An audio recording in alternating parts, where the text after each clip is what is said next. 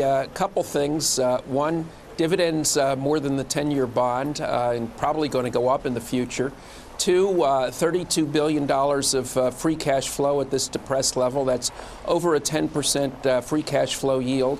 And three, when they use some of this cash to buy stock, the return on buying the stock is approaching 25%. And they have a negative finance cost on the stock because they're borrowing money at in the U.S., and the pre-tax borrowing cost is less than the grossed up cost of the dividend. So numerically, John Malone would be jumping around here. They've followed his recipe book, and I think the stock's just extremely attractive. But what about the concerns that Julie just outlined as well as John, which is about the margin concerns and whether or not they might have to sacrifice margins to keep the sales going?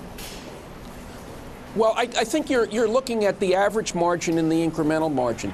The incremental margin on the lower priced phone is going to go down, but they're addressing a market that they don't address. It's not that they're giving up the margin on their current products, and this market, the lower cost phone market, I think is about 4 times bigger than the market that they address. So this isn't a problem. And in consumer productville, you had John Scully on. He'd be very, very happy with a 30% incremental margin, which I think is what we're looking at on this product. So this is a high-class problem, Betty. But Larry, it may be a high-class problem, but another high-class problem that Apple has is that everybody's expecting another big blockbuster product, and they haven't seen one since the end of last summer. So there's been a drought here. People say that the stock is not going to move higher from here until we see a really big product come out of Apple.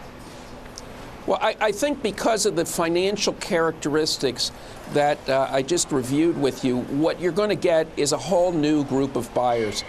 This is going to go from the momentum crowd, which wants growth and accelerating second derivatives, to the value crowd that moves on free cash flow and dividend growth and yield. You've got just this in install speed, which is where they are right now, this tremendous level of free cash flow, $32 billion a year. Well, Larry, so you're telling me that this announcement yesterday is going to change the game, where now you're going to get a flood of value investors going into Apple. You think that one announcement is going to do that?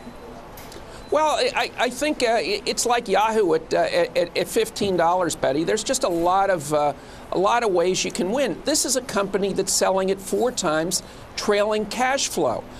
You can't break your neck falling out of the basement. The 100 consumer stocks that I look at, there may be 1 or 2 that have a lower multiple, and they're really dreadful companies. This is an extraordinary price for a company with this business quality. They have very, very high acceptance of the product.